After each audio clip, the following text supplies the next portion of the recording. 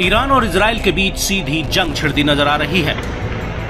ईरानी दूतावास पर हमले के आरोप में इस्लामिक रेवोल्यूशनरी गार्ड कॉर्प्स ने इजराइल पर एक के बाद एक 300 से ज्यादा रॉकेट दागकर अपना इंतकाम पूरा किया। इसके बाद पूरे इलाके में तनाव बढ़ने का खतरा पैदा हो गया है। वैसे तो दोनों देशों के बीच दुश्मनी काफी पुरानी है, मगर ऐसा पहली बार हुआ है जब ईरान ने इजराइल पर सीधा हमला किया हो। ईरान के इस हमले के बाद पश्चिमी देश भड़क गए हैं। अमेरिका, ब्रिटेन और जर्मनी के साथ साथ संयुक्त राष्ट्र संघ ने भी इस हमले की निंदा की है।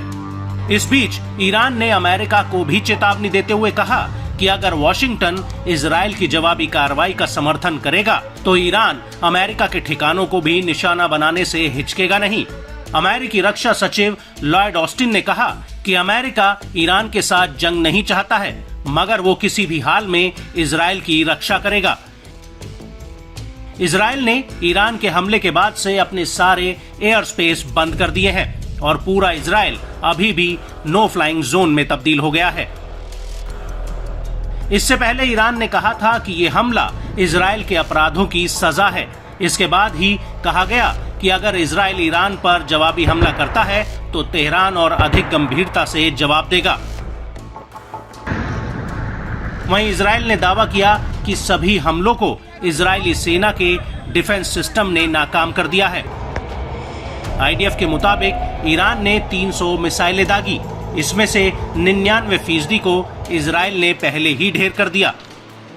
ईरान के चीफ ऑफ स्टाफ ने एक आधिकारिक बयान में कहा कि हमारा हमला खत्म हो गया है और हम इसे जारी नहीं रखना चाहते, मगर इजराइल ने हमारे हितों को निशाना बनाया तो हम जबरदस्त जवाब देंगे। ईरान के हमले के बाद संयुक्त राष्ट्र सुरक्षा परिषद ने बैठक भी बुलाई है। यूएन में ईरान के स्थायी मिशन ने संयुक्त राष्ट्र सुरक्षा परिषद को बताया कि ईरान ने संयुक्त राष्ट्र चार्टर के आर्टिकल 51 के तहत आत्मरक्षा के अधिकार के तहत ये कार्रवाई की है, जो इजरायली सैन्य आक्रमण के जवाब में है। खासकर 1 अप्रैल को सीरिया के दमिश्क में ईरानी राजनयिक परिसरों पर इजराइल के हमले की प्रतिक्रिया में है। वहीं संयुक्त राष्ट्र के महासचिव एंटोनियो गुटेरेस ने ईरान के हमले की निंदा की है। उन्होंने कहा कि इस्लामिक गणराज्य ईरान द्वारा इजराइल पर बड़े पैमाने पर किए गए हमलों की वजह से तनाव में गंभीर बढ़ोतरी की मैं निंदा करता हूं।